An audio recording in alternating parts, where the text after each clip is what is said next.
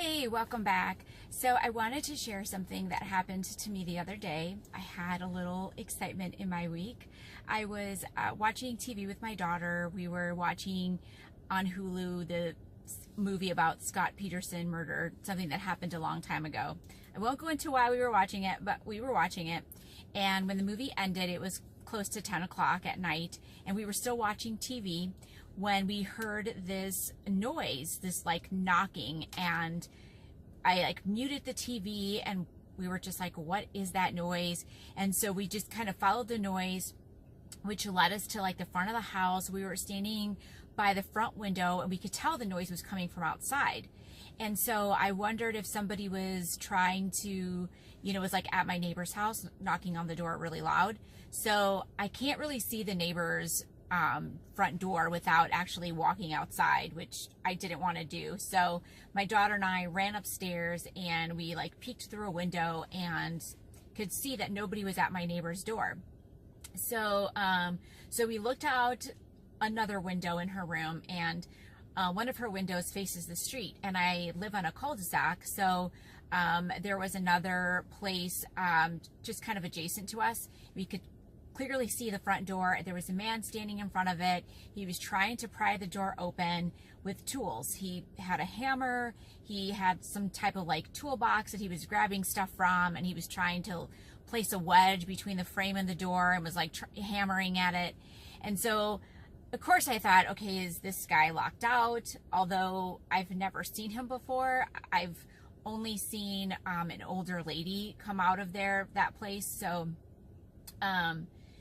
that was kind of our first thought, was maybe he did live there and was locked out. But then again, I thought, okay, it's 10 o'clock at night.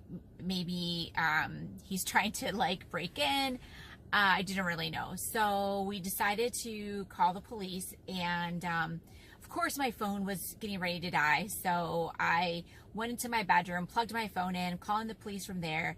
And I'm thinking this is going to be a quick conversation, just, hey, I live on the street. There's a man. I'm trying to pry a door open with some tools, but that's not at all what it was like. I was asked so many questions, like what is their house number? What does the guy look like? Is he black? Is he white? What is he wearing? Are there strange cars around, on the street? Is there a car in the driveway? What color it is? What kind of car is it?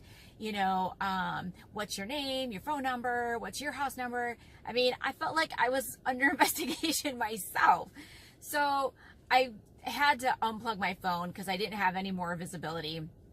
I unplug my phone, I go back to the window, and I'm just kind of, letting the police station know what was happening as it was happening. And turns out while I was on the phone, the lady who actually lives there, we saw her kind of come around a vehicle that was in the driveway. We didn't see her actually come out of the car, but we just saw her kind of come around. She was in her bathrobe, and we see her walk up to the man at her door, and they talk, and she walks to a different car, and she pulls some stuff out of it. And in that car was another young woman who we couldn't tell initially until this young woman opened the car door and walked out. And so the woman who lives there with the bathrobe and the young woman who was in the car, they both walk up to the front door. They're both talking to the man. He's still kind of working at the door. And then he opens the door and they kind of all walk in. So I'm relaying all of this information to the police department, and I, told the woman on the phone, maybe they just got locked out. I wasn't exactly sure who all lived there, but I just knew that the older lady, she's the only person I've ever seen come out of there. So the police department told me that there was an officer already there, and so, or they were going to be there like any minute.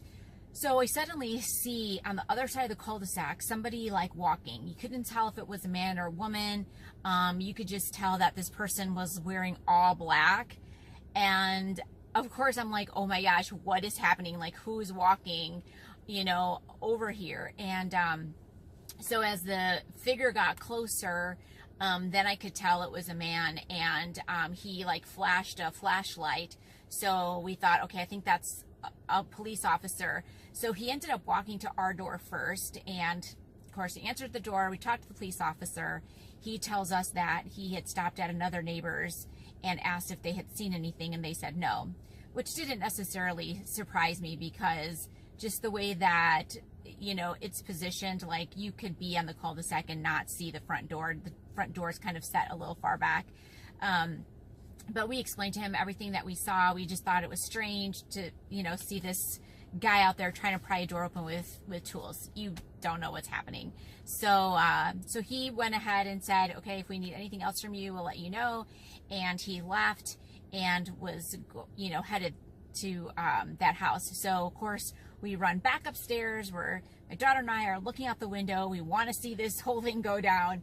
And as we see the police officer walking towards the neighbor's door, and while he's doing that, all of a sudden another cop starts walking up, and he's kind of just observing from a distance. He was kind of like near the street.